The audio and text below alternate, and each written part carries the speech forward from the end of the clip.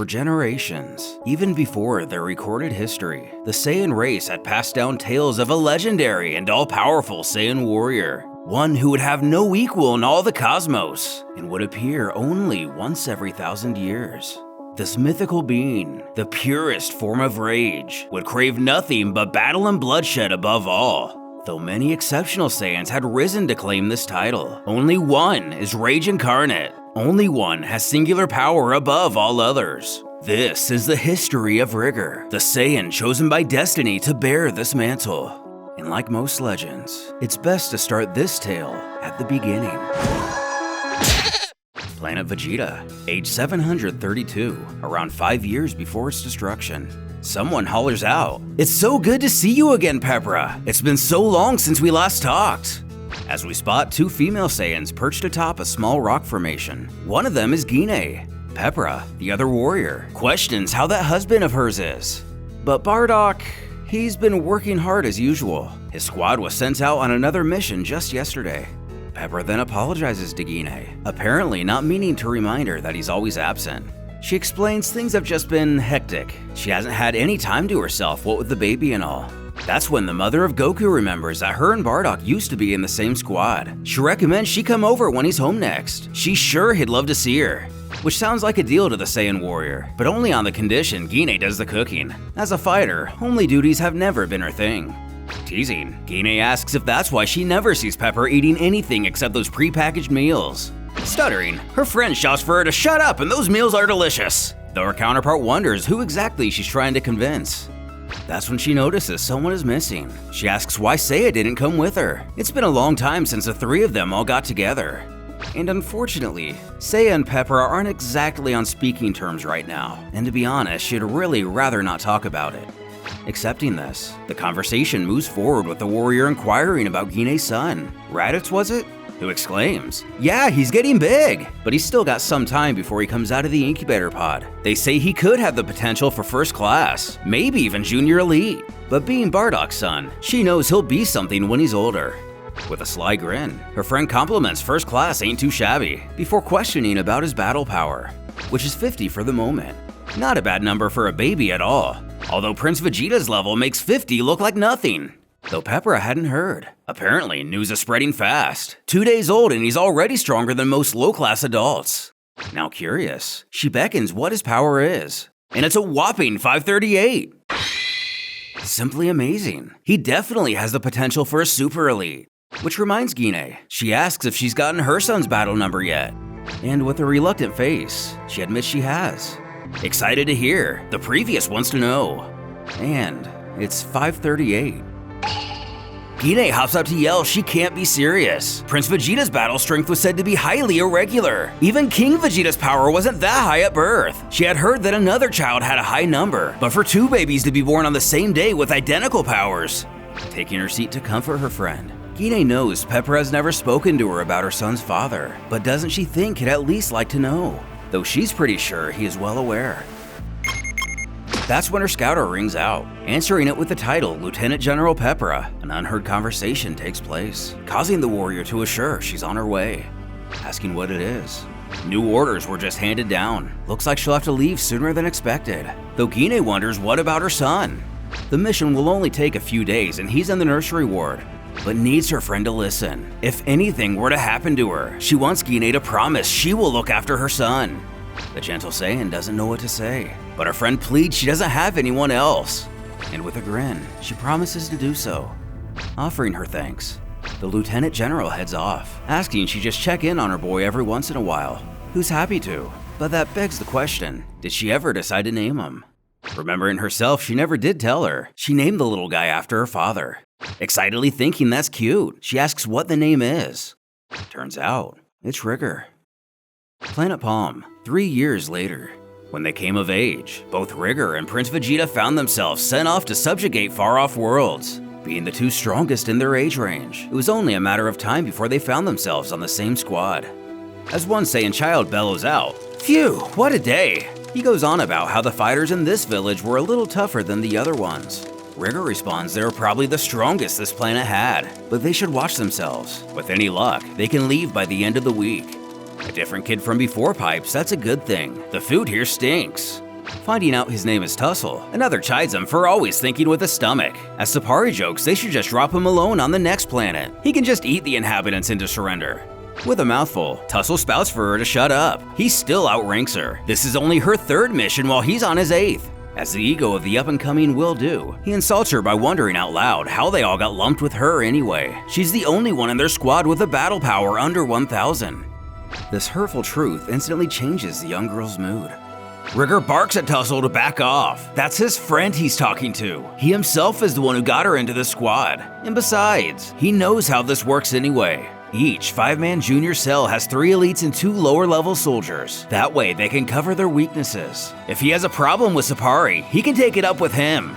And clearly not wanting to do this, he breaks eye contact and mutters himself out of the conversation.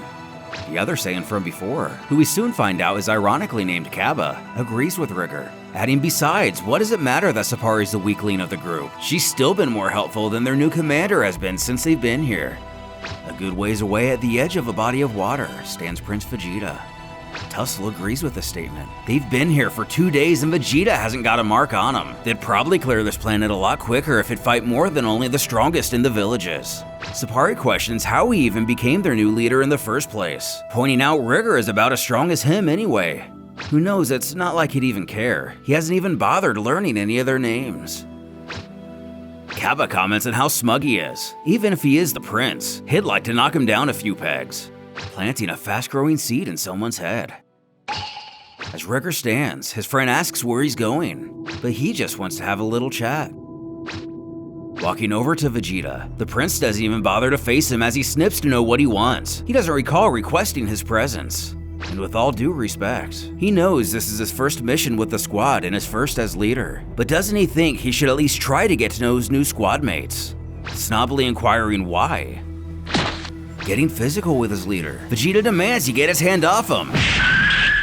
But slugging him in the face, he knocks him down. Standing over him, Rigor shouts for him to get up. It's about time he and that shiny armor got dirty like the rest of the squad. However, this causes him to scream to remind him he is the prince. Striking one of nobility is treason and he can have him executed for this. Though his aggressor goes, he can do whatever he wants. There are 3 witnesses here who will swear he never touched him. There's no hiding behind his dad here, which only causes Vegeta to grow even more angry, which is exactly Rigor's plan.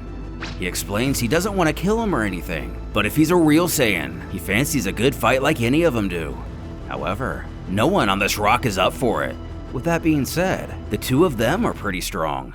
So why doesn't he try him? 5 days later. It appears the squad is finally heading back from their mission. Rigor sits next to Sapari, a bit battered up. The latter notices something is still bothering him. He challenged the prince and was beaten down like low-class trash. Rigor had thought for sure he could beat him, but his skill is uncanny. He never even laid a hand on him. But more than anything, his pride is wounded. He made him feel like a weakling.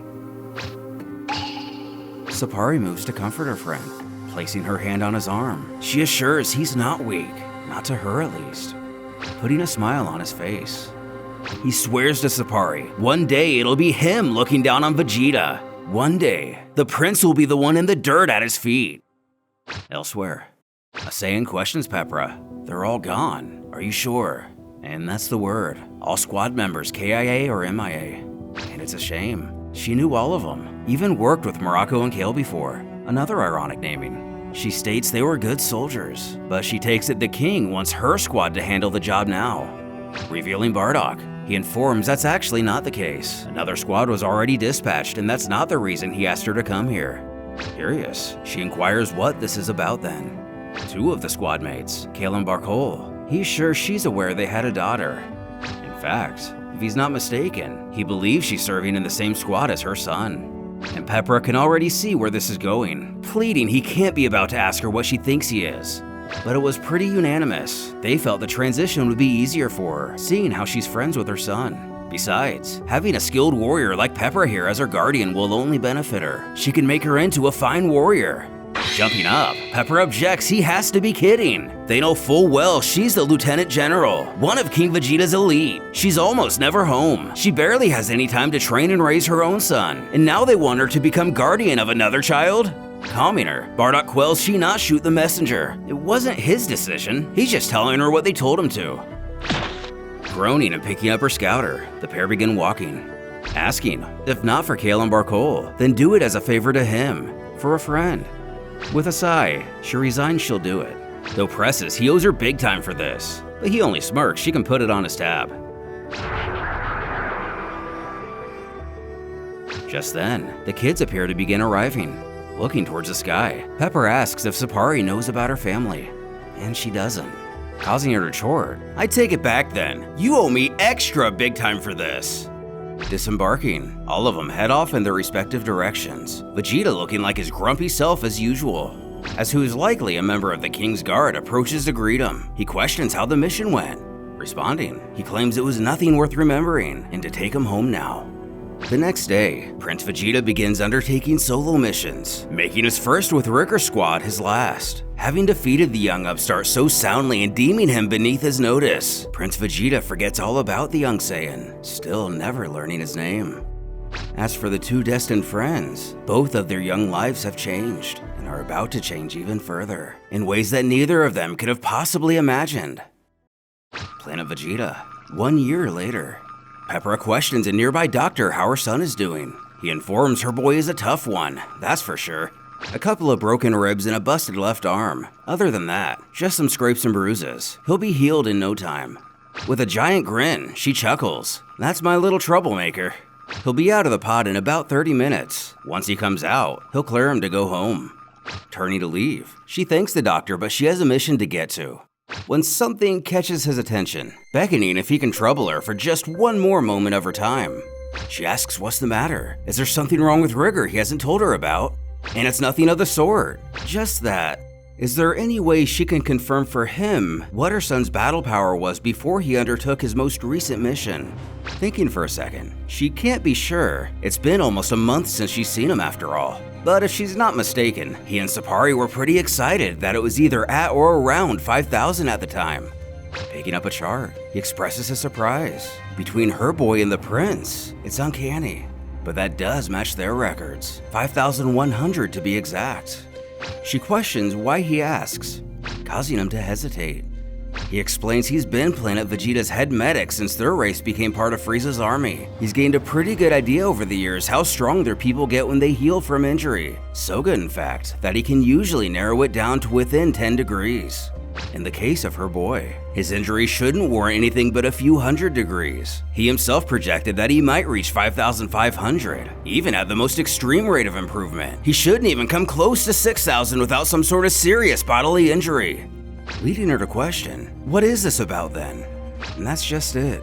Her son. His battle power is, according to all their scanners. It reached over 6,300 only a few minutes ago. But 6,300? There's no way. Asking if he's absolutely certain. And as far as he can tell, he ran the scanner 3 separate times. Each time, the number increased by the same steady rate. It's possible that he had an infection or injury they didn't pick up, but even then they shouldn't see a spike like this. At the current rate he's increasing, his power will be over 7,000 by the time he's fully healed. Silent. Pepper places her hand on the pod to inquire if he's told anyone else of this information, but he hasn't. She knows the king. He will want to be notified of such a development. She knows he's right about this, and perhaps it is time she had a discussion with him.